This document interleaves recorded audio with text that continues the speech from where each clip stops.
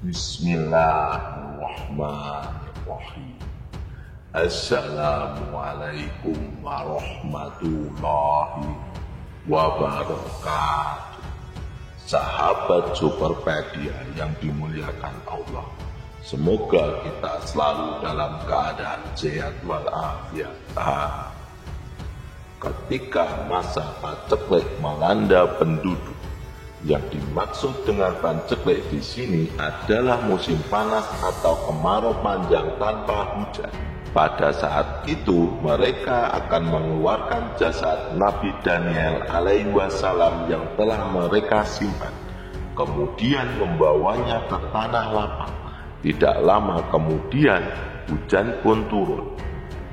Sejak Nabi Adam alaihi wassalam diturunkan ke bumi dan peradaban manusia mulai terbentuk, Allah subhanahu wa ta'ala mengutus 124.000 nabi dan 315 rasul dengan fungsi utama untuk mentauhidkan Allah.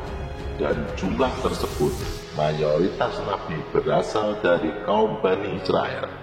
Dalam kisah kali ini kita akan mengisahkan tentang seorang nabi dari kaum Bani Israel, namun bukan tentang kehidupannya saat ia masih hidup, melainkan setelah ia wafat selama 300 tahun. Jasadnya malah digunakan untuk praktek-praktek perdukunan yang menjurus kepada kemusyrikan. Siapakah dia? Untuk itu dalam kisah ini kita akan mengisahkan tentang jasad Nabi Daniel alaihi wassalam. Nabi Daniel alaihi wassalam merupakan keturunan dari Nabi Daud alaihi wassalam dan diutus oleh Allah subhanahu wa ta'ala sebelum Nabi Isa ibnu Maryam. Nabi Daniel hidup sejaman dengan raja yang zalim bernama Nebukadnezar, yang dalam Islam dikenal sebagai Bukhtanasar. Nabi Daniel alaihi wassalam sempat menjabat sebagai penasehat Raja Bukhtanasar yang merupakan Raja Babel atau Babilonia yang kini terkenal di wilayah Irak. Ketika Raja mengetahui bahwa Nabi Daniel alaihi wassalam beribadah dengan cara yang berbeda darinya, Nabi Daniel dihukum dan dimasukkan ke dalam lubang berisi singa-singa lapar dan ganas. Ada pendapat yang menyebutkan bahwa Nabi Daniel akhirnya diselamatkan oleh Nabi Armia.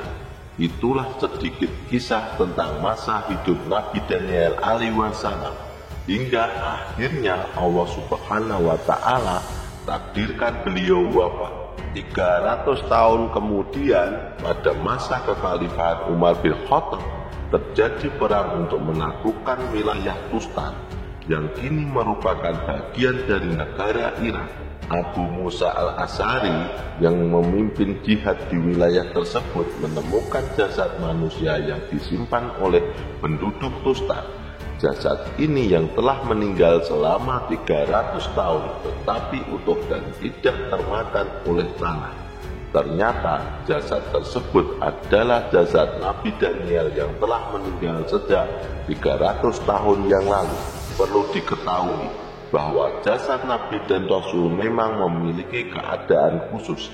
Jasad mereka tidak lapuk, tidak dimakan oleh tanah, cuaca, bahkan tidak bisa terbakar oleh api.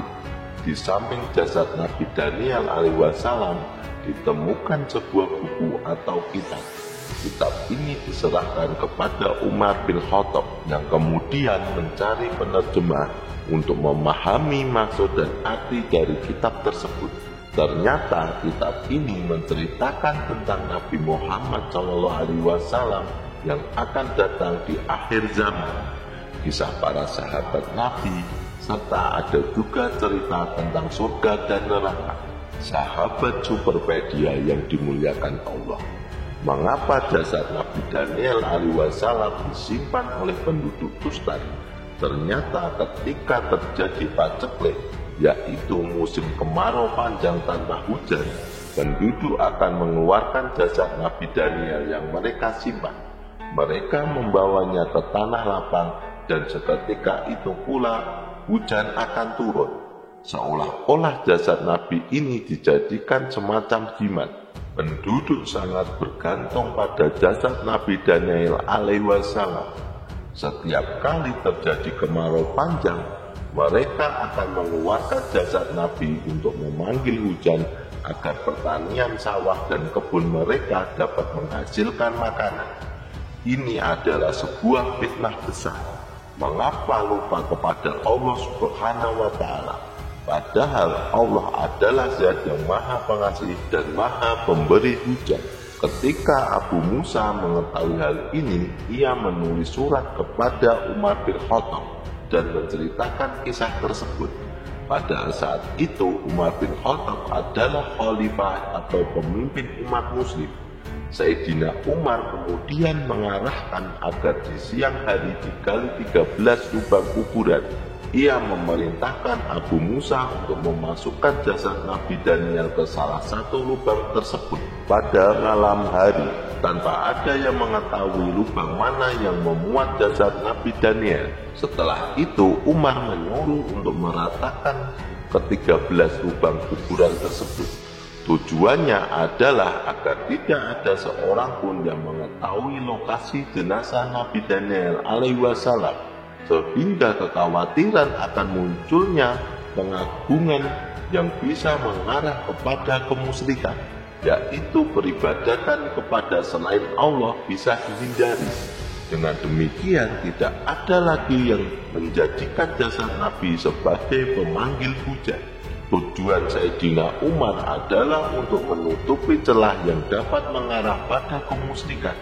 Ibnu Qayyim al-Jauziyah bahkan mengatakan bahwa jika orang-orang yang memiliki penyimpangan dalam hatinya mengetahui keberadaan jasad ini, mereka mungkin akan berperang untuk merebutkannya. Hal ini bisa menyebabkan perebutan di antara kaum karena tersebarnya kabar bahwa jasad ini dapat mengabulkan semua keinginan manusia.